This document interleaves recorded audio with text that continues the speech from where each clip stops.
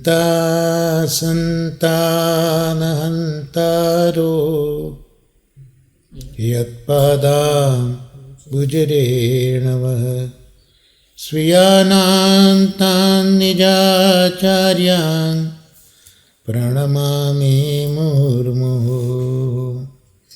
યદનુગ્રહતો જંતુ સર્વદુઃખાતિગો ભવેત તમહં સર્વદા વંદે શ્રીમદ્વલ્લભ નંદનમ અજ્ઞાનતિમિરાન્ધસ્ય જ્ઞાનાંજન શલાકયા ચક્ષુરુન્મિલિतं યેન તસ્મૈ શ્રી ગુરવે નમઃ નમામિ હૃદયે શેષે લીલાક્ષીરાદિશાયનમ લક્ષ્મી સહસ્રલીલાભિ સેવ્યમાનં કલાનિધિં ચતુર્ભિશ્ચ ત્રિભિસ્તથા ષડ્ભિર્વિરાજતે યોऽસૌ પંચધા હૃદયે મમ. આજના આપણા સત્સંગમાં વાર્તા સાહિત્ય અને શરીરાય મહાપ્રભુના શિક્ષાપત્રનું અવગાહન આપણે કરીશું. તો વાર્તા સાહિત્યમાં 252 ભગવદીઓની વાર્તા, એમાં આજે 17મી વાર્તા રૂપચંદ નંદા ક્ષત્રિયજીની વાર્તાનું અવગાહન આપણે કરીશું. તો આ રૂપચંદ નંદા ક્ષત્રિય ગુસાઈજીના સેવક છે, આગ્રામાં રહે છે. એની વાર્તાનો ભાવ અહીંયા જોઈએ આપણે. તો શરીરાય ચરણો નિત્યલીલામાં રૂપચંદ નંદાની ઓળખ આપે છે. આપણે 84 વૈષ્ણવની વાર્તામાં શેઠ પુરુષોત્તમદાસ ક્ષત્રિયનું અવગાહન કર્યું હતું. એ નિર્ગુણ સેવક શ્રી મહાપ્રભુજીના, પણ ઠાકોરજીને નિત્યલીલામાં નવી નવી લીલા કરવી છે, એટલે ઠાકોરજીએ રાજસ, સાત્વિક અને તામસ ગુણો પણ પ્રગટ કર્યા છે, પણ એ અલૌકિક છે. લૌકિક કરતાં કંઈક નોખા પ્રકારના એ ગુણો છે.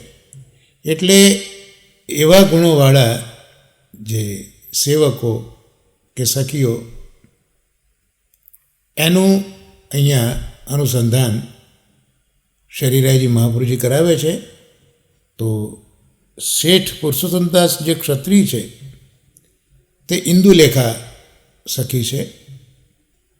એ ઇન્દુલેખા સખીનો જે તામસ ભાવ ગયા સત્સંગમાં આપણે જોયો, મધુસૂદન દાસ તામસ સેવા આપણે જોયું હતું, પાનની સેવા કરતા હતા, એ પણ આપણે જોયું હતું. હવે એ જે ઇન્દુલેખા સખી છે એનો રાજસ ભાવ, એ રાજસ ભાવનું પ્રાગટ્ય એ આ રૂપચંદ નંદાજી છે. એટલે લીલામાં એ રાજસ ભક્તનું નામ સોન જુહી છે, અને ઇન્દુલેખા સખીથી એ પ્રગટ થયા છે. એટલે ઇન્દુલેખા સખીના એ ભાવરૂપ છે. આ સોન જુહી એ ચંદ્રાવલીજીની જે 108 અંતરંગ સખીઓ છે એના મુખિયા છે. ચંદ્રાવલીજીને અંતરંગ 108 સખીઓ છે, એના જો કોઈ મુખિયા હોય તો એ આ સોન જુહી છે. એટલે એ ચંદ્રાવલીજીનું હાર્દ એ સારી રીતે જાણે છે, કારણ કે ચંદ્રાવલીજીની 108 સખીઓના મુખિયા હોવાથી ચંદ્રાવલી સખીજીનું જે હાર્દ છે, એમના હૃદયની વાત છે, મનની વાત છે, એ જાણનારા આ સોનજોહી સખી છે. એટલે આપણે વાર્તા સાહિત્યમાં આગળ વધીશું તો આ અહીંયા પ્રગટ કરેલો ભાવ આપણને સ્પષ્ટ દેખાશે કે એ ચંદ્રાવલી સખીજીના હૃદયની વાત જાણનારા છે. અને આ સોનજોહી સખી એની પાછી એક સખી છે, એનું નામ સુગંધિની છે. એ ભૂતલ ઉપર હરિચંદા તરીકે પ્રગટ થયા. સોનજોહી સખી એ ભૂતલ ઉપર આગ્રામાં રૂપચંદ નંદા બન્યા અને એમના ભાઈ હરિચંદા એ સુગંધીની સખી નિત્ય લીલામાં આ સોનજોહીની એ અહીંયા પ્રગટ થયા. એટલે આ બંને સખીઓ આગ્રામાં એક ક્ષત્રિયને ત્યાં જન્મે છે. હવે ક્ષત્રિય પાસે ખૂબ જ દ્રવ્ય હતું, દ્રવ્યમાન હતો, અને એના આ બે દીકરા, એકનું નામ રૂપચંદ નંદા અને બીજાનું નામ હરિચંદા. હવે બંને ભાઈ બાળપણથી જ વૈરાગ્ય દશામાં રહેતા હતા. એટલે નાનપણથી જ એમનું ચિત્ત વૈરાગ્યમાં જ લાગેલું રહેતું હતું. એટલે બાલ સહજ જે ક્રીડાઓ ચેષ્ટાઓ વગેરે કરવાની હોય એ બંને ભાઈઓમાં હતી નહીં, વૈરાગ્ય દશા જેવું હતું. એટલે ચિત્ત લૌકિકમાં લાગતું નહોતું. એ બંને ભાઈઓ રૂપચંદ નંદા અને હરિચંદા એ 10-12 વર્ષના થયા ત્યારે પિતાએ એ બંને ભાઈનો વિવાહ કર્યો, લગ્ન કર્યા. તો પણ આ બંને ભાઈ વૈરાગ દશામાં જ રહેતા. વિવાહ કર્યા, પિતાને એવું હતું કે લગ્ન કરીશું તો પાછા લૌકિક કંઈક સમજશે, પણ લગ્ન કર્યા પછી પણ બંને આ વૈરાગ્ય દશામાં જ રહેતા હતા. હવે આ રૂપચંદ નંદાના પિતા ક્ષત્રિય હતા, એટલે યજમાન પેલા બ્રાહ્મણ હોય ને, તો આ રૂપચંદ નંદાના પિતાના જે જજમાન હતા એ હતા શ્રી મહાપ્રભુજીના સેવક વાસુદેવ છકડાજી. એટલે વાસુદેવ છકડાજી એ રૂપચંદ નંદાજીના પિતાના જજમાન હતા. એટલે પોતાની જજમાની લેવા માટે વાસુદેવ છકડા દરેક વર્ષ, પ્રતિવર્ષ એ આગ્રા એમના ઘરે આવતા હતા. એટલે હવે રૂપચંદ નંદા જ્યારે 30 વર્ષના થયા ત્યારે એમના પિતાનું મૃત્યુ થયું. એ પિતાના મૃત્યુ થયા પછી એક સમયે વાસુદેવ છકડા જજમાની લેવા આગ્રા આવે છે. એટલે આ રૂપચંદ નંદાના પિતા તો ગુજરી ગયા છે, પણ એમના ઘરે એ મુકામ કરે છે. એટલે હવે આ રૂપચંદ નંદા વાસુદેવ દાસને પૂછે છે કે અરે પુરોહિતજી, આ જન્મમાં જ આ જ દેહથી ઠાકોરજીના ચરણારવિંદની પ્રાપ્તિ કઈ રીતે થાય? બાળપણથી જ વૈરાગ્ય દશા છે ને. એટલે આવું પૂછ્યું. અને રાજસ સ્વભાવ છે, રાજસ ભાવ છે, એટલે ક્રિયાશીલ હોય.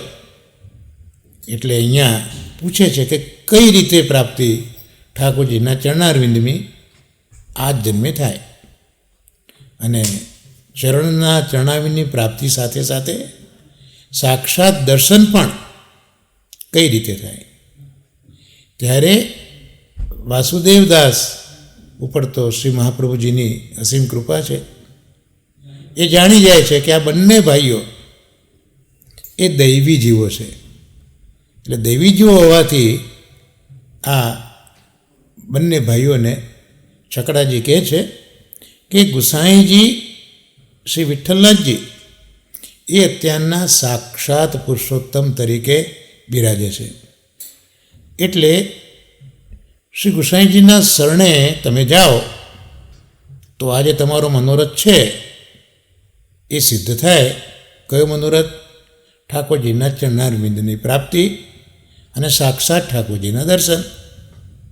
એટલે રૂપચંદ નંદા આ વાત પોતાના ભાઈ હરિચંદાને હવે કહે છે. ત્યારે હરિચંદા કહે છે કે ચાલો ત્યારે આપણે હવે ગુસાઈજીની પાસે જઈએ. આ જે અલૌકિક રાજસ ધર્મ છે ક્રિયાનો તે અહીંયા સ્પષ્ટ થાય છે. એક થોડી પણ સમય નથી બગાડ્યો, તરત ગુસાઈજી પાસે જવાનો મનસૂબો કરે છે.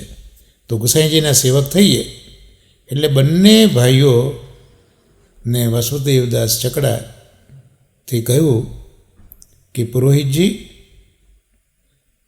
અમારા ઉપર હવે કૃપા કરો અને ગુસાઈજીના સેવક કરાવો. કારણ કે આમે આ માર્ગ તો કાનીનો માર્ગ છે. એટલે છકડાજીને કહે છે કે તમે કૃપા કરો અને ગુસાઈજીના સેવક તમે અમને કરાવો. ત્યારે આ બંને ભાઈનો આવો આગ્રહ જોયો એટલે વાસુદેવદાસ છકડા કહે છે કે કંઈ વાંધો નહીં, તમે અમારી સાથે અડેલ ચલો. કારણ કે ગુસાઈજી અત્યારના અડેલમાં બિરાજ્યા છે. એટલે બંને ભાઈ આગ્રાથી છકડાજીની સાથે અડેલ પહોંચે છે. કેટલાક દિવસમાં અડેલ આવી પહોંચ્યા.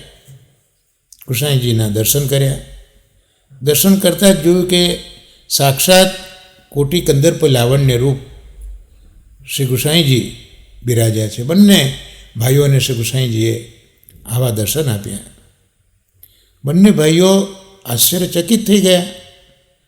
અને એ પછી છકડાજીએ બધા સમાચાર શ્રી ગુસાઈજીને કહ્યા કે મહારાજ, આ બંને ભાઈ મારા જજમાન છે, ક્ષત્રિય છે અને આગ્રામાં રહે છે. બંને દૈવી જીવ છે. એટલે હું આપની શરણે એમને લાવ્યો છું. એટલે કૃપા કરીને એમને શરણે લો. ગુસાઈજી પ્રસન્ન થયા. કારણ કે પ્રગટ જ દૈવી જીવોના ઉદ્ધાર માટે પ્રગટ થયા છે. એટલે એક દૈવી જીવ આવે તો ગુસાઈજીને કેટલી બધી પ્રસન્નતા થાય છે. અરે કોઈ ન મળ્યું ત્યારે પેલા હંસલીને પણ બ્રહ્મ સંબંધ આપી દીધા છે. આ ગુસાઈજીનો પરમ કૃપાળુ સ્વભાવ કે રોજ બે ઓછામાં ઓછા જીવોને બ્રહ્મ સંબંધ આપીને ભોજન લેતા હતા. અહીંયા આ બે જીવો આવ્યા છે. ગુસાઈજી પ્રસન્ન થઈ ગયા અને બંનેને કહ્યું કે જાઓ ત્રિવેણીમાં જઈને સ્નાન કરી આવો. કારણ કે અડેલમાં મુકામ છે શ્રી ગુસાઈજીનો, એટલે ત્રિવેણી નજીકમાં પડે. એટલે ત્રિવેણીમાં તમે સ્નાન કરી આવો. એટલે બંને ભાઈ ત્રિવેણીમાં સ્નાન કરે છે. શ્રી ગુસાઈજીની પાસે આવે છે અને બંને હાથ જોડીને ઊભા રહે છે. આ દિનતાની નિશાની, નિસ્સાધનતાની નિશાની. હાથ જોડીને ઊભા રહે છે. એટલે ગુસાઈજી કૃપા કરી બંને ભાઈઓને શ્રી નવનીત પ્રિયાજીની સન્નિધિમાં નામ નિવેદન કરાવે છે. કારણ કે અડેલમાં તો નવનીત પ્રિયાજી બિરાજે ગજન ધાવનજીના. એટલે નામ નિવેદન શ્રી નવનીત પ્રિયાજીની સન્મુખ કરાયું. એ જ સમયે બંને ભાઈઓને નવનીત પ્રિયજી અનુભવ કરાવવા લાગ્યા. હા, કેટલી બધી કૃપા છે કે બ્રહ્મ સંબંધ કરાવે છે નવનીત પ્રિયજી પાસે કૃષ્ણજી મહારાજ, અને તરત જ નવનીત પ્રિયજી અનુભવ જતાવવા લાગ્યા બંને ભાઈઓને. અને અનુભવ એટલે સાક્ષાત દર્શન આપે. કારણ કે સવાલ હતો ને અત્યારના સાક્ષાત પ્રભુના દર્શન કોણ કરાવે? તો અહીંયા નવનીત પ્રિયજીએ સાક્ષાત દર્શન આ બંને ભાઈઓને આપી દીધા. બંને ભાઈઓ ગદગદ થઈ ગયા. આ ભગવદીયનું લક્ષણ. વાણી ગદગદ થઈ જાય, આંખમાંથી અશ્રુ ભરાય, રોમાંચ થઈ જાય. બંને ભાઈ ગદગદ થયા. ગુસાઈજીને દંડવત કરીને વિનંતી કરે છે કે મહારાજ, આજે અમારો જન્મ સફળ થયો છે. સફળ એ રીતનો થયો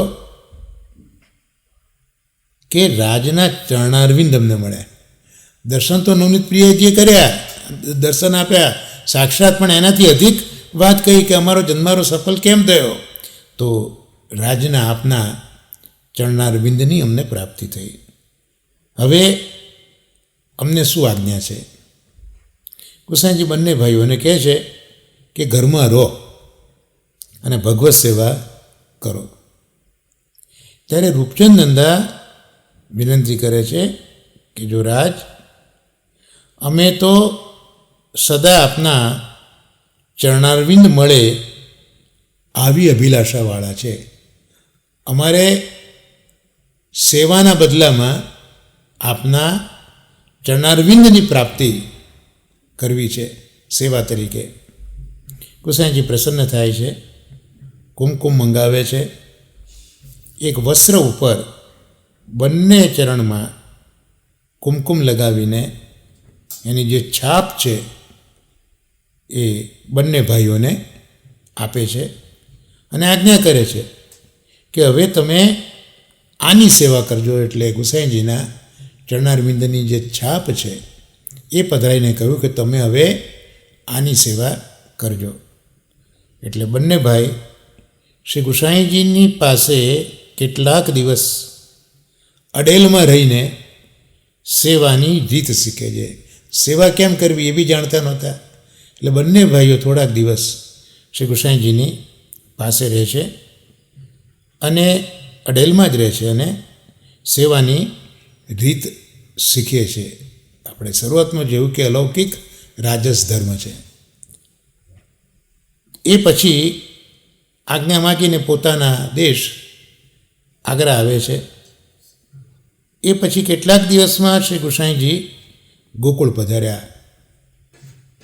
જ્યારે આ બંને ભાઈ આવ્યા ત્યારે અડેલ બિરાજતા હતા અને પછી આપ ગોકુળ પધાર્યા છે. એટલે ગોસાઈજી મહારાજ અડેલથી ગોકુળ આવ્યા તેનું વૃત્તાંત પણ શ્રી ગોસાઈજીના જીવન ચરિત્રમાં જોવા મળે છે કે એક વખત આપ પ્રાતઃકાળમાં દંતમંજન માટે બિરાજ્યા હતા અને જે બુધનો તારો જોયો એ ઉપરથી આપે ભાખેલું કે થોડાક સમયમાં અહીંયા અડેલમાં આપત્તિ આવવાની છે અને એ જાણીને આપ અહીંયા ગોકુલ અડેલ છોડીને પધાર્યા છે. ગોસાઈજીના જીવન ચરિત્રમાં આ હકીકત જોવા મળે છે.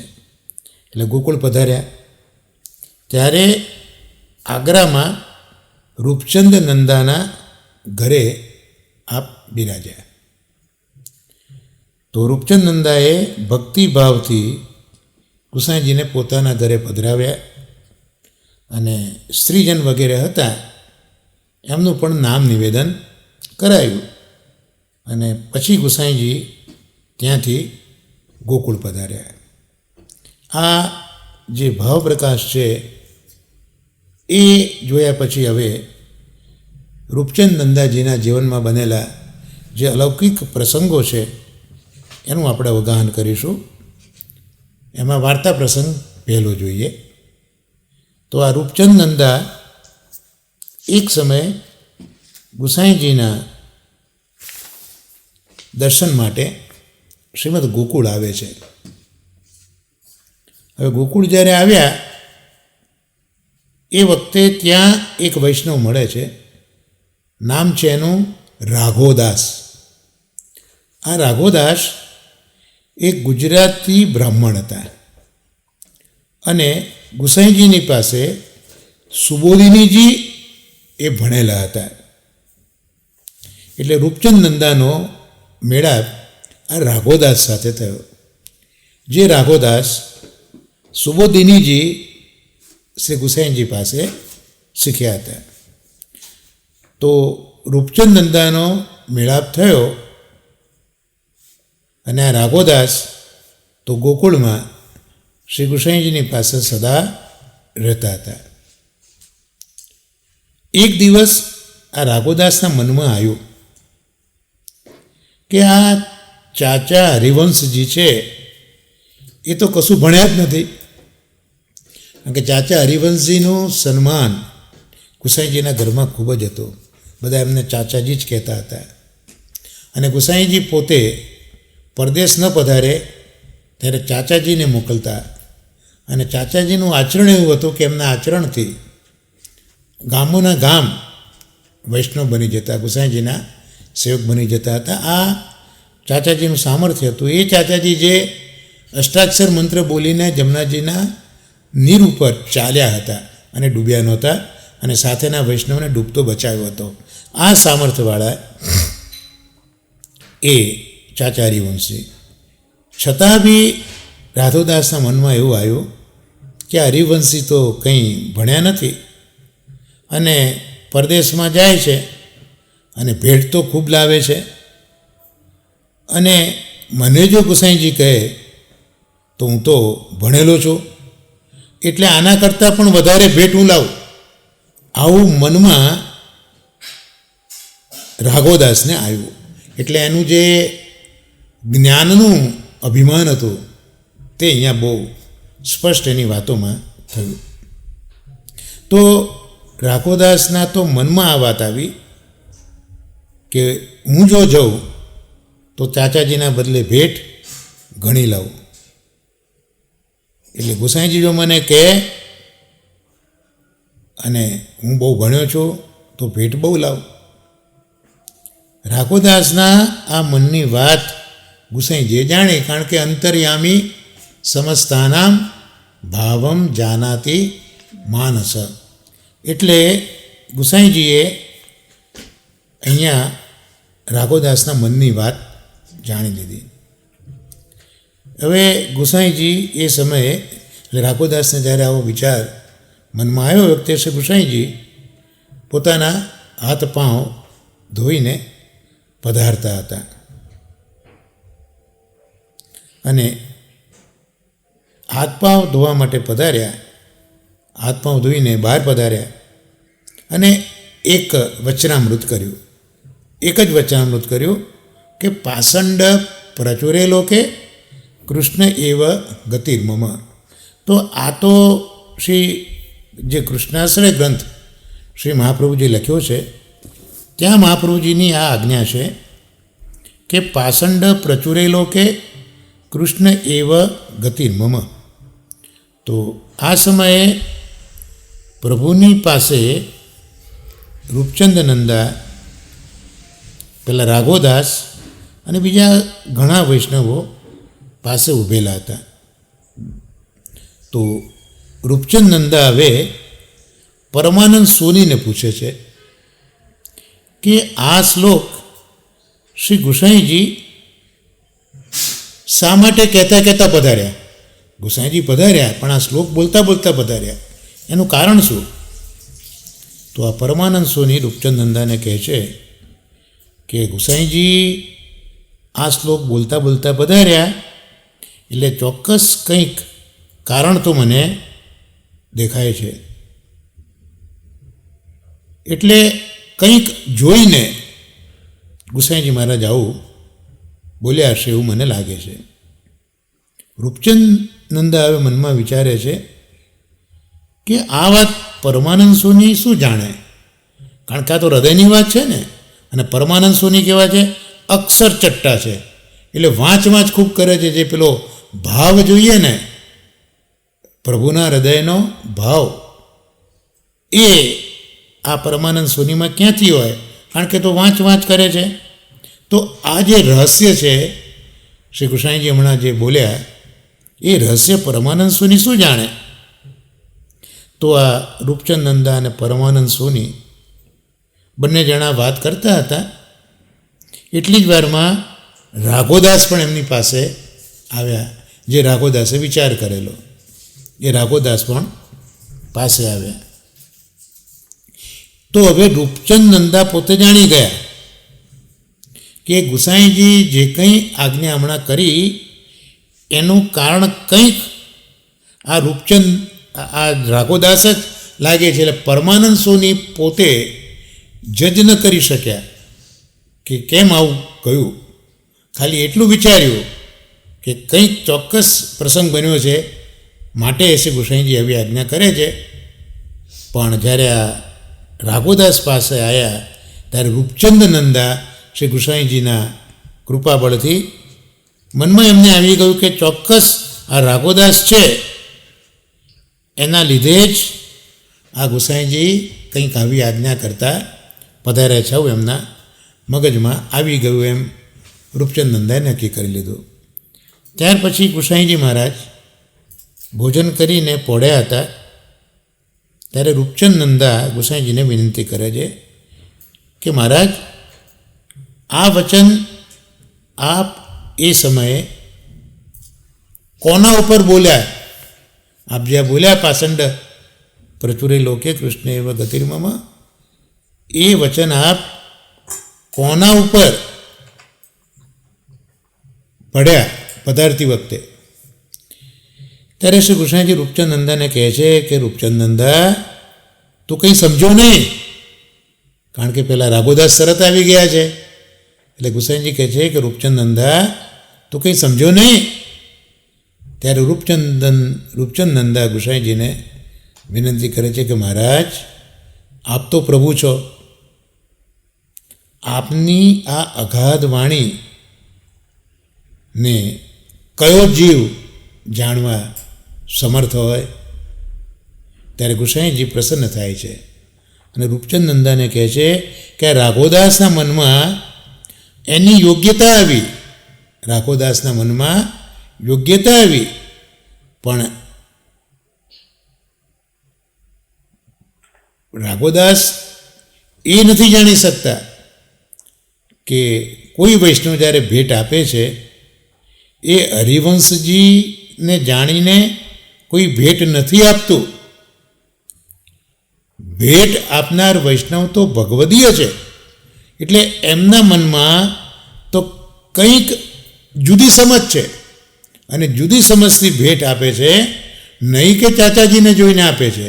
તો આ રાઘોદાસ ભલે બહુ જાણતો હોય પણ એને આ વાતની સમજ નથી. ભલે એના મનમાં યોગ્યતા આવી ગઈ પણ એના મનમાં આ વાત નથી આવી કે ભેટ આપનારો વૈષ્ણવ એ કંઈક જુદા કારણથી ભેટ આપે છે, ચાચાજીને જોઈને ભેટ નથી આપતો. તો આ એને સમજ ન પડી રાઘોદાસને. એટલે જે કંઈ આ મેં વચનામૃત કર્યું તો એ કારણ આ રાઘોદાસ છે. એટલે રૂપચંદ નંદાએ કહ્યું કે મહારાજ, મારા મનમાં પણ એ સમયે આવો જ વિચાર આવેલો હતો કે આ ચોક્કસ રાઘોદાસના કારણથી જ શ્રી કૃષ્ણજી બોલ્યા હશે, પણ આ ભેદ મેં જાણ્યો નહોતો. તો હવે કૃપા કરીને આપે બતાવ્યું મને. તો આ રીતે રૂપચંદ નંદા ઉપર શ્રી કૃષ્ણજીનો આ પ્રકારે કૃપા કરવાનો એક સ્વભાવ રહેતો હતો. આ વાર્તાના ભાવ પ્રકાશમાં શ્રી હરિરાયચરણો આજ્ઞા કરે છે કે આ વાર્તામાં શું શીખશું મળી, આપણને શું શીખવાનું? તો જેમ ધનનો મદ લોકોને હોય, રાજ્યકર્તા તરીકેનું મદ હોય, તો એ ધનમદ અને રાજમદ એ બંને બાધક છે. એવી જ રીતે જે વિદ્યાનો મદ છે એ વિદ્યાનો મદ પણ બાધક છે. એટલે હંમેશા અહંકારથી સદાય ડરેલા રહેવું. અહંકાર એ આપણા વૈષ્ણવ ધર્મનો નાશ કરનારો છે. હમણાં જ આપણે કુંતાજીની સ્તુતિ પણ કરીએ છીએ, ત્યાં પણ આપણે જોયું હતું કે ભગવાન તો અકિંચન જન્મના ધન છે. એટલે ત્યાં બહુ સ્પષ્ટતા શ્રી મહાપ્રભુજીએ કરી જ હતી કે કોઈ પણ જાતનું મદ, ચાહે એ મદ રાજ્ય સત્તા તરીકેનો હોય કે ધનનો હોય કે પછી વિદ્યાનો હોય, પણ એ મદ જ્યારે આવે હૃદયમાં ત્યારે પ્રભુ પ્રાપ્ત થતા નથી. જેની પાસે આ મદ નથી એ અકિંચન છે. અને ઠાકોરજી એવા અકિંચન ભક્તોના સ્વામી છે, ધન છે. અને ઠાકોરજી માટે પણ જો કોઈ ધન હોય તો અકિંચન એમના ભક્તો જ છે. એટલે અહીંયા આ રાઘોદાસને જે મદ થયો એ બાધક છે. અને ગુસાઈજી તો આચાર્ય છે, એટલે પોતાના જે સેવકો છે એને યોગ્ય માર્ગદર્શન તો આપવું જ જોઈએ. એટલે બોલ્યા પાખંડ પ્રચુરેલો કે કૃષ્ણ એવા ગતિર્મમ, પોતાની યોગ્યતા મહત્તા રાઘોદાસ સમજ્યા, પણ એ ન સમજી શક્યા કે આ ભેટ તો એ આવવાનું કારણ ચાચાજી નથી, કંઈક બીજું છે જે ભગવદીઓનો ભાવ છે. તો આ રીતે અહીંયા પ્રસંગ 1 રૂપચંદ નંદાનો આપણે સંપન્ન કર્યો. હવે બીજો પ્રસંગ આપણે જોઈશું. તો ગુસાઈજી એક સમયે આગ્રા પધાર્યા છે. એ વખતે ગુસાઈજી તો પહેલાં રૂપચંદ નંદાના ઘરે જ પોતાનો રથ લઈને ઊભો કરી દે છે, કારણ કે ખૂબ જ પ્રિય છે. એટલે ગુસાઈજી રૂપચંદ નંદાના ઘર આગળ જ રથ લઈ જાય છે. પણ ગુસાઈજી પધાર્યા છે એવી આ રૂપચંદ નંદાને વખતે ખબર નહોતી. એટલે રથ લઈને ઘર આગળ તો આવ્યા, પધાર્યા, પણ પેલા ખવાસને કીધું કે ભાઈ જોતો ખરો રૂપચંદ નંદા ઘરમાં છે કે નહીં. એટલે ખવાસ ઘરમાં જઈને તપાસ કરે છે. તો એ વખતે તો રૂપચંદ નંદા ઘરમાં હતા નહીં. એટલે ખવાસે આવીને કીધું કે ના, રૂપચંદ નંદા ઘરે નથી. એટલે ત્યાંથી રથ ગુસાઈજીનો આગળ ચાલ્યો. ગુસાઈજી કેમ રથ આગળ લઈ જાય છે? રૂપચંદ નંદા નથી તો એમના ઘરે તો ઉતરી શકાય ને. તો ત્યાં ભાવપ્રકાશમાં હરિરાય ચરણો આજ્ઞા કરે છે કે ઘરમાં સ્ત્રીજન વગેરે જે હતા ને એ બધા સાધારણ વૈષ્ણવ હતા. એટલે ગુસાઈજી રૂપચંદ નંદાના ઘરે પધાર્યા નથી, કારણ કે રૂપચંદ નંદા તો હતા નહીં, બાકીના હતા તે સાધારણ વૈષ્ણવ હતા. એટલે ત્યાંથી જ ગુસાઈજીનો રથ આગળ ચાલ્યો. અને આગળ ચાલીને નજીકમાં એક બીજા વૈષ્ણવ હતા ભાના કપૂર કરીને. એ ભાના કપૂરના ઘરે પ્રભુ પધાર્યા, ગુસાઈજી મહારાજ પધાર્યા.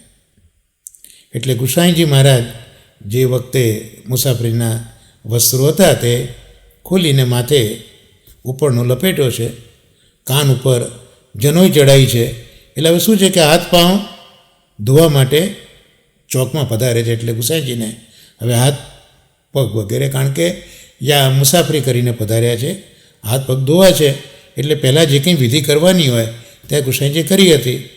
અને એટલામાં જ કંઈક રૂપચંદ નંદાએ સાંભળ્યું કે ગુસાઈજી પધાર્યા છે. રૂપચંદ નંદા બહાર ગયેલા, ત્યાં એમને સાંભળ્યું કે ગુસાઈજી પધાર્યા છે.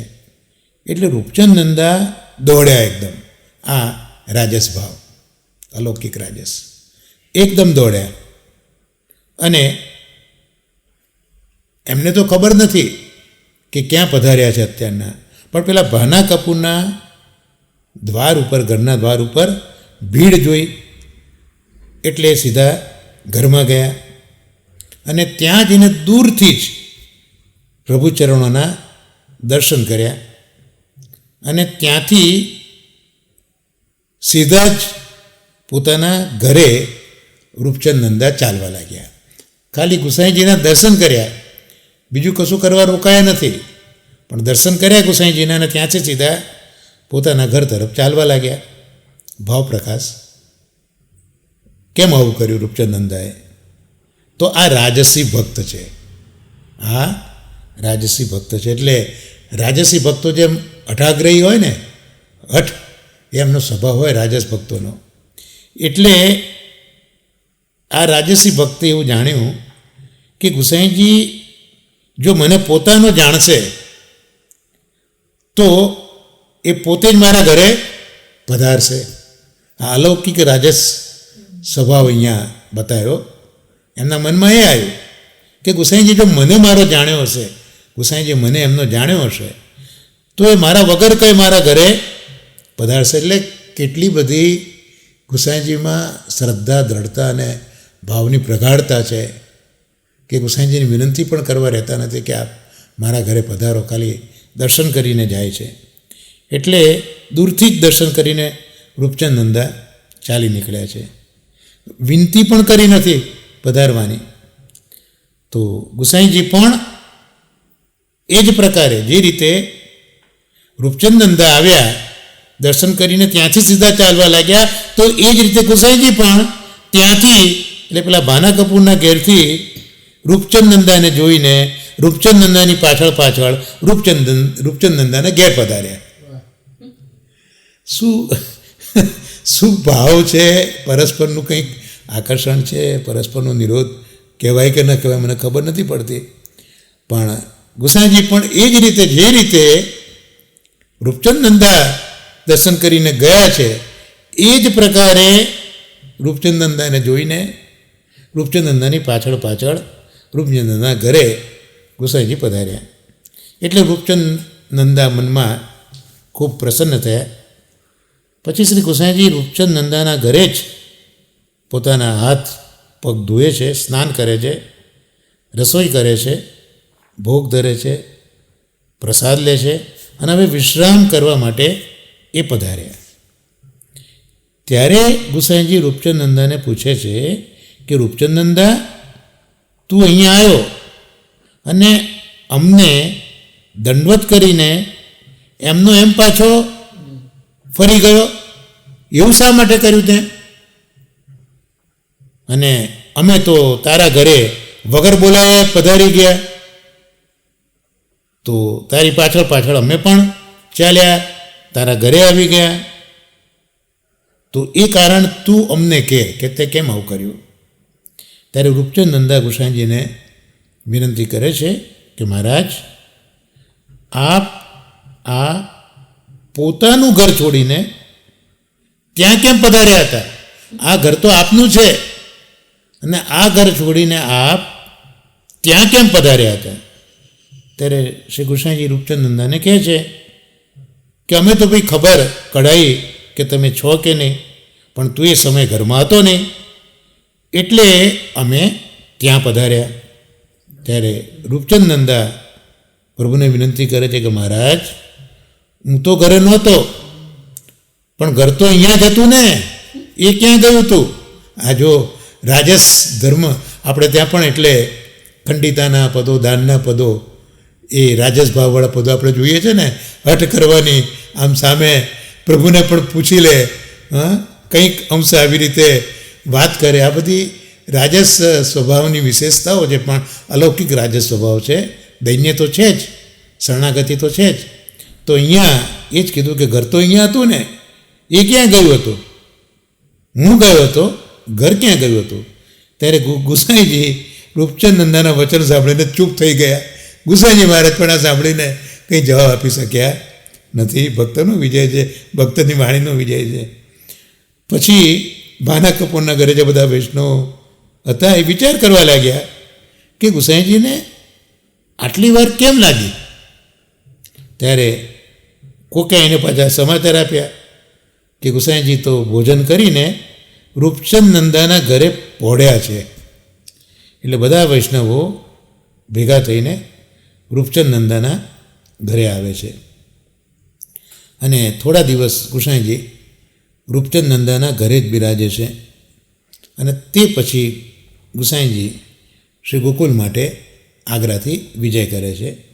તો રૂપચંદ નંદા ઉપર શ્રી ગુસાઈજી આ પ્રકારે કૃપા કરતા હતા. અને હવે રૂપચંદ નંદા ક્ષત્રિયની વાર્તા પ્રસંગ ત્રીજો જોઈ લઈએ કે વળી કોક એક સમયે શ્રી ગુસાઈજી રૂપચંદ નંદાના ઘરે પધાર્યા. એક દિવસ ગુસાઈજી મહારાજ ગાદી તકિયા પર બિરાજ્યા હતા. એ વખતે ગુસાઈજી મનમાં વિચાર કરે છે કે એક સરસ અબલક ઘોડો, આ એક જાતનો ઘોડો, ઉત્તમ કક્ષાનો ઘોડો, અબલક ઘોડો જો હોય એ પાછો અમુક પ્રકારના રંગવાળો હોય અને ઘોડા ઉપર મખમલી સાજ હોય તે પણ પાછું અમુક રંગનો જ હોય, તો એ ઘોડા ઉપર હું બેસીને શ્રીનાથ દ્વારા હું જઉં, કારણ કે ગોકુલથી શ્રીનાથજી આપ જતા. તો આવો એક મનમાં વિચાર આવ્યો. હવે એ સમયે રૂપચંદ નંદા નકાસ માતાલે ઘોડા બજાર જે કહીએ આપણે ઘોડાર, એ ત્યાં એ વખતે રૂપચંદ નંદા એ વખતે ત્યાં હતા, જે વખતે ગુસાઈજીને આ ઘોડાનો વિચાર આવ્યો. તો રૂપચંદ નંદા એ જ વખતે ગુસાઈજીના મનની વાત ગુસાઈજીની કૃપાથી ત્યાં જ જાણી ગયા. એટલે ઘરે આવ્યા અને ગુસાઈજીએ વિચાર પ્રગટ કર્યો એવું નથી, પણ ગુસાઈજી તો ઘરે પધાર્યા છે, બિરાજ્યા છે. રૂપચંદ નંદા એ ઘોડાના બજારમાં છે અને વિચાર જે ગુસાઈજીને આવ્યો તે ત્યાં પહોંચી ગયો. ટેલિપથી કેટલી બધી હૃદયની અનન્યતા, તે મનની અનન્યતા કે મનની વાત રૂપચંદ નંદા ગુસાઈજીની કૃપાથી ત્યાં જ જાણી લે છે. એટલે જેવો ઘોડો ગુસાઈજી વિચાર્યો હતો એવો જ ઘોડો અને એવો જ મખમલી સાજ સિદ્ધ કરીને રૂપચંદ નંદા એ ઘોડાની બાગડોળ પકડી અને ચાબુક લઈને આવ્યા અને ઘોડાને ત્યાં રજૂ કરી દીધો. ગુસાઈજીને રૂપચંદ નંદા વિનંતી કરે છે કે મહારાજ, આ ઘોડો સિદ્ધ છે, આ ઘોડો સિદ્ધ કરીને લાવ્યો છું. ઘોડો જોઈને ગુસાઈજી ખૂબ જ પ્રસન્ન થયા અને એ સમયે ગુસાઈજી એ ઘોડા ઉપર ચડીને શ્રીનાથજીના દર્શને પધાર્યા. ગુસાઈજીએ પણ થોડી વાર પણ કરી નથી, એ ઘોડા પર બિરાજીને શ્રીનાથજીના દર્શને પધાર્યા. તો એ રૂપચંદ નંદા શ્રી ગુસાઈજીના આવા અંતરંગ સેવક કૃપાપાત્ર છે, જે ગુસાઈજીના મનની આ પ્રકારે જાણે છે. આપણે દુર્વાસા આખ્યાન પણ જોઈએ તો ત્યાં ઠાકોરજીએ દુર્વાસાને એ જ કહ્યું છે કે ભક્ત જ મારું મન છે, ભક્ત જ મારું હૃદય છે અને હું ભક્તોનું મન છું અને હું ભક્તોનું હૃદય છું. તો આ રીતે આ પ્રકારે અહીંયા શ્રી ગુસાઈજી અને રૂપચંદ નંદાના પ્રસંગમાં જોવા મળે છે. તો ગુસાઈજીના મનની વાત જાણી લીધી. તો આ રૂપચંદ નંદા ગુસાઈજીના આવા કૃપાપાત્ર ભગવદી હતા. એટલે એમની વાર્તાનો તો કંઈ પાર નથી. તો ક્યાં સુધી આપણે વાર્તા આવી કહીએ. તો આ સાથે રૂપચંદ નંદા રાજસ ભક્ત એની વાર્તાનું અવગાહન શ્રી ગુસાઈજીના અનુગ્રહથી અને શ્રી રૂપચંદ નંદાજીની કહાનીથી આપણે અત્યારના અવગાહિત કર્યું. અને હવે જે આપણી પાસે સમય છે એમાં શ્રી હરિરાય ચરણોના શિક્ષાપત્રનું દર્શન પણ આપણે કરીશું. તો અત્યારના 5મું શિક્ષાપત્ર આપણે જોઈ રહ્યા છીએ. એમાં 3 શ્લોકો સુધી આપણે અવગાહન કર્યું છે શ્રી ગોપેશજી મહારાજની સમજ પ્રમાણે. એટલે છેલ્લે આપણે જોયું કે જેમ પેલા ગોપીજનો હતા, એ ગોપીજનોને સૌભાગ્ય મદ થયો, પ્રભુ અંતર્ધાન થયા અને ગોપીજનો પહેલાં પ્રભુને અન્વેષણ શોધે છે, પછી અનુકરણ કરે છે, ભગવાને કરેલી લીલાઓ કરે છે. રસ્તામાં રાધા સહચરીજી મળ્યા ત્યારે એમને પોતાની ભૂલનું ભાન કરાવે છે કે વાંક તો આપણો છે, આપણે મદ કર્યો છે, માટે પ્રભુ મળતા નથી. એટલે પાછા પોતાની ભૂલ સમજાઈ એટલે આવે છે યમુનાજીના તટ ઉપર, ગાન કરે છે, ઊંચા સ્વરે ગાન કરે છે, પણ પ્રભુ પ્રગટ નથી થતા. ત્યારે છેલ્લે પછી રુદન કરે છે અને રુદનથી પ્રભુ પ્રગટ થયા છે. શ્રી ગોપી ગીત સાંભળીને પ્રભુ પ્રગટ નથી થયા, પણ ગોપીજનોના રુદનથી. કારણ કે રુદન એ દીનતાનું દ્યોતક છે. રુદન એ સાધન નથી, પણ રુદન એ દીનતાનું દ્યોતક છે અને દીનતા જોઈને પ્રભુ પ્રગટ થયા છે. એટલે પ્રભુ અહંકારથી દૂર રહે છે, પણ દૈન્ય હોય તો પ્રભુ પ્રગટે છે. એટલે દૈન્યયુક્ત હૃદયને પ્રભુ નિજ આનંદનો અનુભવ કરાવે છે. પણ એ દૈન્ય આવે ક્યાંથી? તો પ્રથમ તાપ થાય અને પછી દૈન્ય આવે. કારણ કે પહેલા શ્લોકમાં આપણે જોયું કે આપણા જે પ્રભુ છે એનું વિરહ ભાવથી ભાવન કરવું જોઈએ. પણ વિરહ ભાવન કરવું કઈ રીતે? તો એના માટે દૈન્ય જોઈએ. પણ દૈન્ય ક્યાંથી લાવવું? તો એના માટે તાપ જોઈએ.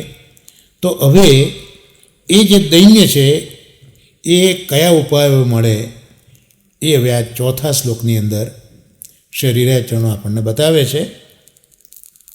તદૈન્યમ સ્યાત્ સ્વામિનીનાં તાપ ભાવ વિભાવના તદ્ભાવનં ભવેદેવ તાપાત્મ ચરણાશ્રયાત. તદ્દૈન્યમ, એ દૈન્ય. સ્યાત થાય છે સ્વામિનીનામ, એટલે સ્વામિનીજીનો જે તાપ ભાવ છે, સ્વામીની નામ તાપ ભાવ. તો સ્વામિનીજીમાં જે તાપ ભાવ છે એ તાપ ભાવનું જો અનુસંધાન કરીએ તો આપણામાં દૈન્ય આવે છે. દૈન્ય કઈ રીતે આવે એના ઉપાયોમાં પહેલો ઉપાય આ બતાવ્યો કે સ્વામિનીજીનો જે તાપ ભાવ છે, જેમ રાધા સહચરીજીના ઉદ્ગારો છે ને, હા નાથ, હા પ્રાણપ્રેષ્ઠ, હા નાથ, ક્વાસી ક્વાસી આપ ક્યાં છો.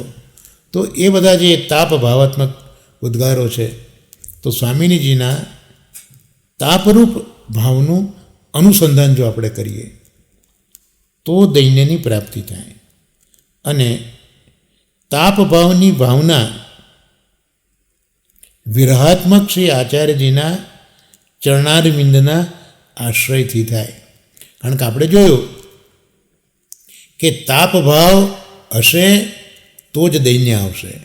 પણ એ તાપ ભાવ લાવવો ક્યાંથી? તો મહાપ્રભુજીના ચરણારવિંદના આશ્રયથી. અને શા માટે શ્રી મહાપ્રભુજીના ચરણારવિંદનો આશ્રય? કારણ કે શ્રી મહાપ્રભુજીનું સ્વરૂપ વિરહાત્મક સ્વરૂપ છે. રહ પ્રિય, એકાંત પ્રિય શ્રી મહાપ્રભુજી છે. તો આ તાપ ભાવ બે રીતે બતાવ્યો. એક તો સ્વામીજીના તાપરૂપ ભાવનું અનુસંધાન કરો, આ એક પ્રકાર.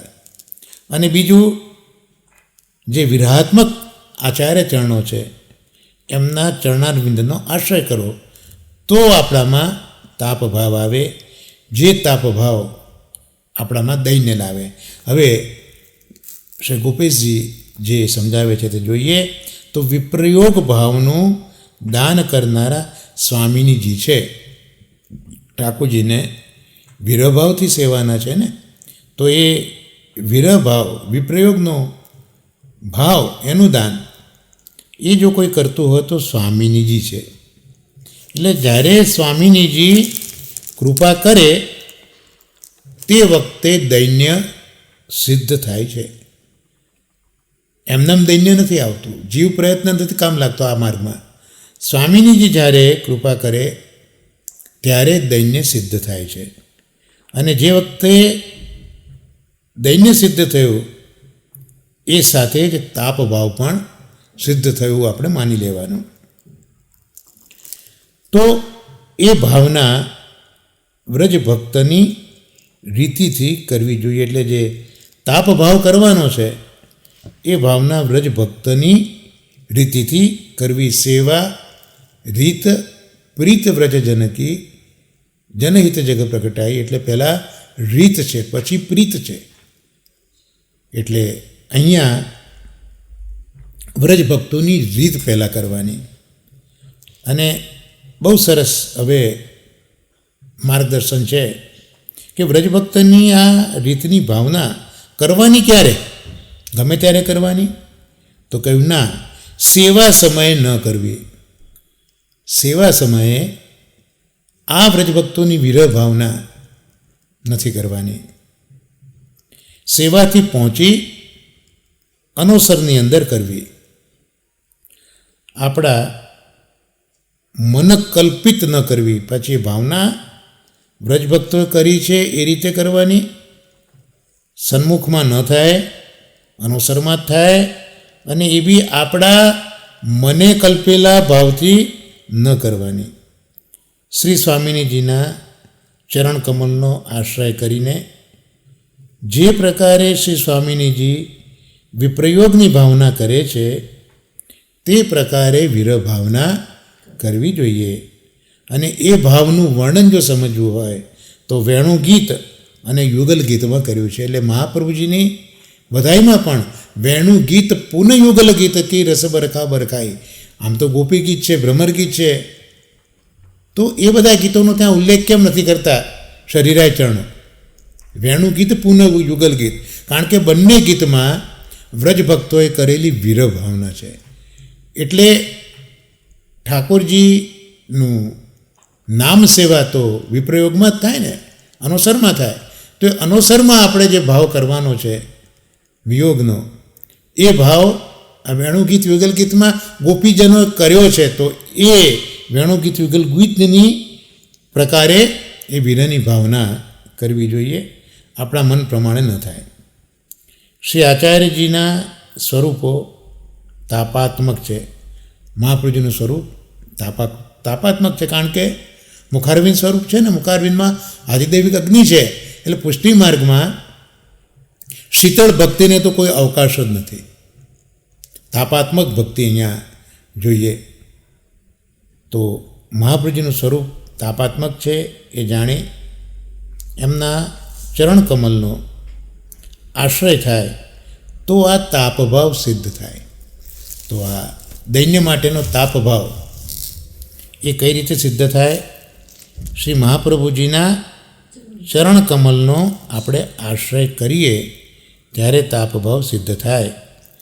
તો એ મહાપ્રભુજીના ચરણકમલના આશ્રયની જો સિદ્ધિ કરવી હોય તો એનો પ્રકાર હવે 5મા શ્લોકની અંદર શ્રી હરિરાય ચરણો બતાવે છે.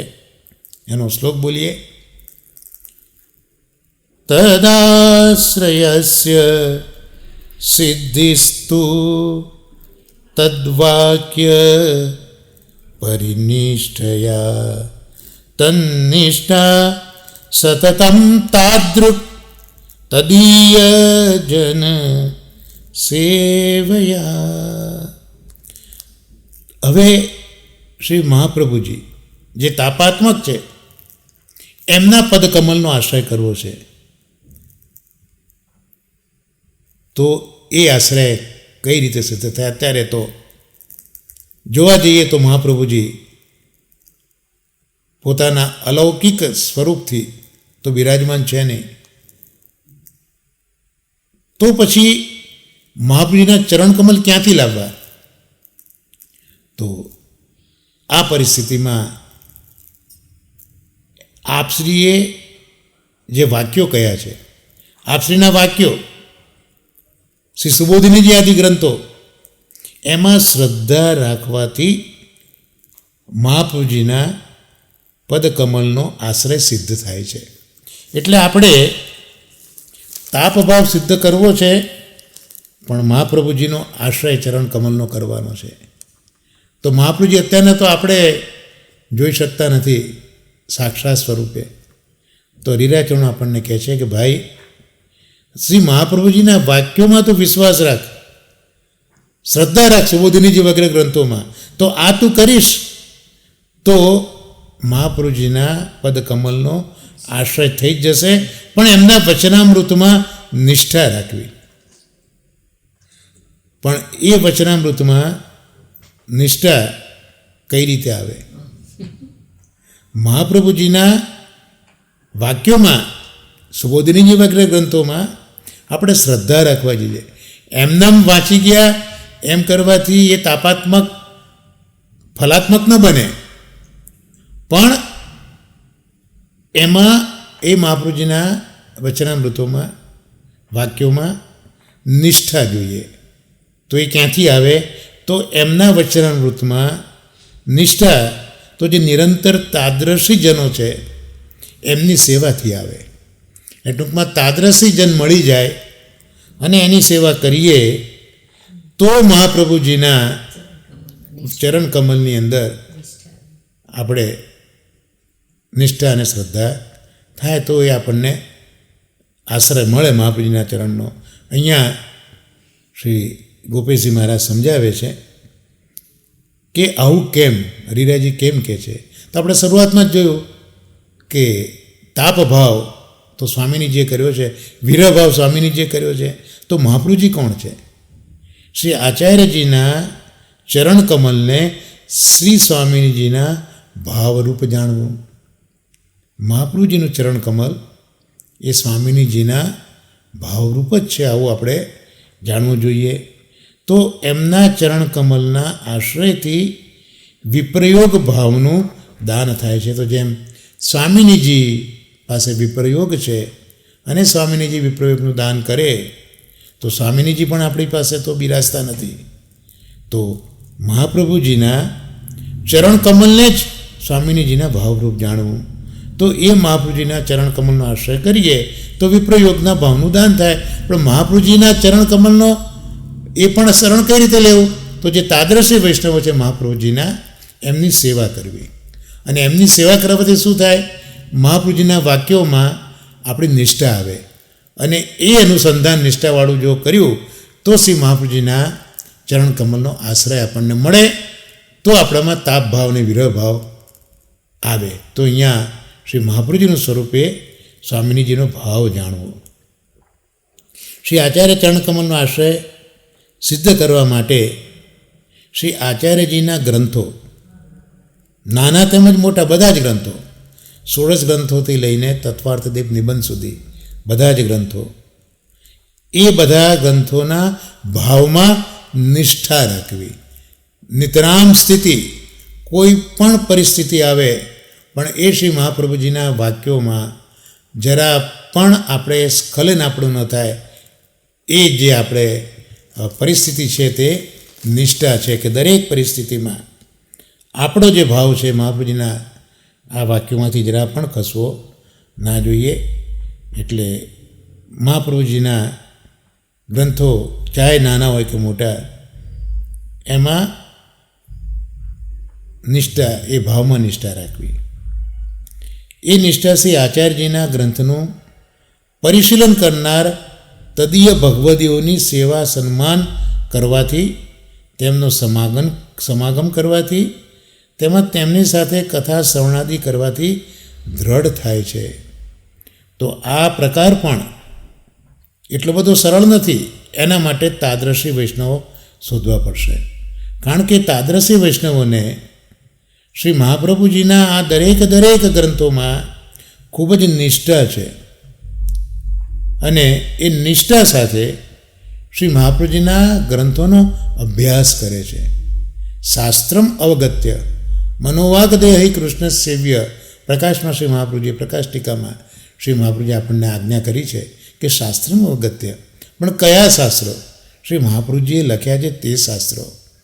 અને એ શાસ્ત્રોને નિષ્ઠાપૂર્વક જો કોઈ ભણ્યા હોય તો એ મહાપ્રભુજીના તાદ્રશી સેવકો જે છે, જે આ 84 વૈષ્ણવ વગેરે જોઈએ છે, એ બધા એ પરિશીલન રોજે રોજ એ ગ્રંથોનો અભ્યાસ કરનારા છે. તો એવા તદીય ભગવદીઓ, એની આપણે સેવા કરીએ, એવા તદીય ભગવાનોનું આપણે સન્માન કરીએ, એવા ભગવદીઓનો આપણે સમાગમ કરીએ, તેમજ એવા ભગવદીઓની સાથે આપણે કથાનું શ્રવણ કરવા જઈએ, કે એમની પાસેથી કથાનું શ્રવણ કરીએ, તો આપણામાં નિષ્ઠા, શ્રદ્ધા શેમાં? મહાપ્રભુજીના ગ્રંથોમાં, મહાપ્રભુજીના વાક્યોમાં થાય. તો ટૂંકમાં ભગવદીઓ જ્યારે કૃપા કરે ત્યારે ભગવદીઓની કૃપાથી જ બધું સિદ્ધ થતું હોય છે. અને હવે આગળ 6થો શ્લોક આપણે જોઈશું. તદીયા દુર્લભાશ્ચેસ્યુ શ્રી ભાગવત સેવનમ અથવા દૈન્ય ભાવેન સ્મર્તવ્ય સતતમ હરિ. કેટલા બધા હરિરાયજી કૃપાળુ છે કે આ તદીઓને શોધવા ક્યાં? આવા તદીઓ જેને શ્રી મહાપ્રભુજીના વાક્યોમાં નિષ્ઠા છે, જે રોજે રોજ એનું પરિશીલન કરે છે. આવા ભગવદીઓ તદીઓ લાવા ક્યાંથી? તો અહીંયા હરિરાયજી આજ્ઞા કરે છે કે તદીય કદાચિત દુર્લભ હોય, હરિરાય ચરણો કદાચિત લખે છે, પણ મારા જેવા જીવને તો લાગે કે મારો તો અધિકાર જ એવો છે કે આવા તદીઓ કદાચિત શું કોઈ કાળે મને તો મારા ભાગ્યથી ન મળે. તદીય કદાચિત દુર્લભ હોય તો હવે શું કરવું? તો શ્રી ભાગવતનું સેવન કરવું. તો શ્રીમદ ભાગવતનું સેવન કરવું, અથવા તો દૈન્ય ભાવથી નિરંતર હરિનું સ્મરણ કરવું. જો શ્રી ભાગવતનું પણ સેવન ન કરી શકો તો દીન ભાવથી, દીનતાથી શ્રી હરિનું સ્મરણ કરવું. ભગવતીઓ જોયા છે એવા વારે વારે હરિ હરિ હરિ હરિ બોલ્યા જ કરતા હોય એવા નાનપણમાં જોયા છે એવા ભગવતીઓ. શ્રી હરિ શ્રી હરિ. એના પર શ્રી ગોપીશજી સમજાવે છે. જો આ દુર્લભ શબ્દ પાછો આપણે વિચારીએ, દુષ્પ્રાપ્ય અને દુર્લભ. તો દુષ્પ્રાપ્ય એટલે જીવ પોતાનો પ્રયત્ન કરે છતાં પણ પ્રાપ્ત ન કરી શકે, છતાં એને જીવ પોતાના પ્રયત્નથી એને પ્રાપ્ત કરવાનો પ્રયત્ન કરે પણ ન પ્રાપ્ત થાય, એ દુષ્પ્રાપ્ય કહેવાય. જીવનો પ્રયત્ન છે. પણ જો દેવ વગેરે કૃપા કરે તો પ્રાપ્ત થઈ જાય, પણ એ પણ જો દેવતાઓની કૃપાથી પ્રાપ્ત ન થાય તો એને દુર્લભ કહેવાય. તો જો ભગવદીઓ આવા દુર્લભ હોય તો ભાગવતનું સેવન કરવું, અથવા તો દૈન્ય ભાવથી નિરંતર હરિનું સ્મરણ કરવું. શ્રી ગોપીજી સમજાવે છે કે શ્રી આચાર્યજીના વચનામૃતમાં નિષ્ઠા સિદ્ધ કરી આપનાર જો તદીય ભગવદીય દુર્લભ હોય તો જ્યાં સુધી એવા ભગવદીય પ્રાપ્ત ન થાય ત્યાં સુધી નિત્ય શ્રી ભાગવત સુબોધિનીજીનો અભ્યાસ કરવો, નિત્ય કરવો. શ્રી ભાગવત અને સુબોધિનીજીનો અભ્યાસ નિત્ય કરવો. તે વાંચવાની તથા સમજવાની શક્તિ ન હોય, આનાથી વિશેષ કઈ કૃપા હોય કે એ બી જો સમજવાની ને વાંચવાની શક્તિ નથી તો દૈન્ય ભાવથી સર્વ દુઃખ હરતા શ્રી હરિનું સ્મરણ નિરંતર કરવું. કારણ કે નામ જ અહીંયા હરિરાય ચરણો હરિ કહે છે. તો આરતીનું હરણ, તાપનું હરણ કરનારા જે હોય તો એ આ હરિ છે. હરિ અવતાર જ પેલા ગજેન્દ્ર માટે થયો છે. તો મહાભારતમાં યુધિષ્ઠિરે પૂછ્યું છે કે કૃષ્ણ આપને બધા હરિ કેમ કહે છે? તો ઠાકોરજીએ કહ્યું છે કે એક તો મને હરિત રંગ બહુ ગમે છે, એટલે લાલાશ ને લીલાશનું જે મિશ્રણ હોય તેવો હરિત રંગ મને બહુ ગમે છે. બીજું યજ્ઞાત્મક મારું સ્વરૂપ છે, તો યજ્ઞમાં જે આહુતિ અપાય છે યજ્ઞ પદાર્થો એનું હરણ કરી લઉં છું માટે હું હરી છું. અને મારા ભક્તોની આરતી, મારા ભક્તોનું દુઃખ હું હરું છું માટે પણ હું હરી છું. તો અહીંયા હરિને યાદ કરે છે શ્રી ગોપીશજી કે જો ભાગવત સુબોધિનીજીનો અભ્યાસ પણ તમે નથી કરી શકતા, નથી વાંચી શકતા, નથી સમજી શકતા, તો દૈન્ય ભાવથી સર્વ દુઃખ હરતા શ્રી હરિનું સ્મરણ નિરંતર કરવું. આમ કરવાથી શ્રી ઠાકોરજી ભક્તનું દુઃખ સહન કરી શકતા નથી અને કૃપા કરીને પુષ્ટિમાર્ગીય ભગવદીયનો સંગ પ્રાપ્ત કરાવી આપે છે અને સર્વ કાર્ય સિદ્ધ થાય છે. એટલે અલ્ટિમેટલી તો ભગવદીઓ જ આપણને હાથ ઝાલીને લઈ જશે, પણ નથી મળતા તો સ્મરણ નહીં, સંસ્મરણ જે ગજેન્દ્રએ કર્યું ને હરિનો અવતાર થયો છે, એમ આપણે પણ આ હરિનું સંસ્મરણ આરતીપૂર્વક કરીશું તો નિશ્ચિત આ હરિ છે. તો જે તાદ્રશી જન નથી મળતા એનું આપણું દુઃખ છે એ ઠાકોરજી હરી લેશે અને કોઈક તદીયના આપણી પાસે મોકલી આપશે. તો આ સાથે આજના આપણા સત્સંગને અહીંયા આપણે વિરામ આપીશું. આશ્રયના પદગાન સાથે આજનો આ સત્સંગ એ મહાપ્રભુજીના આવા નિષ્ઠાવાળા મહાપ્રભુજીના ગ્રંથોનું નિત્ય પરિશીલન કરનારા તદીય ભગવદીઓના ચરણ કમલમાં આજનો આ સત્સંગ નિવેદિત કરી આશ્રયના પદગાન સાથે આપણે આ સત્સંગને વિરામ આપીશું. સાથે બોલીશું આપણે દ્રઢઈન ચરણન કેરો ભરોસો, દ્રઢઈન ચરણન કેરો શ્રી વલ્લભનખ ચંદ્ર છટા બિન સબ જુગમાં જય અંધેરો ભરોસો, દ્રઢઈન चरणन केरो साधन और नहीं आ कली में जासु होत निवेरो सूर का कहे दुविधा दड़ो बिना मूलको चेरो भरोसो दृढ़ न चरण न केरो। श्री गोवर्धन नाथ की जय, श्याम सुंदर श्री अम्ने महाराणी की जय, श्री आचार्य जी श्री महाप्रभु जी की जय। सर्वे वैष्णवों ने मारा न वर्षाना भगवत शरण में वंदन।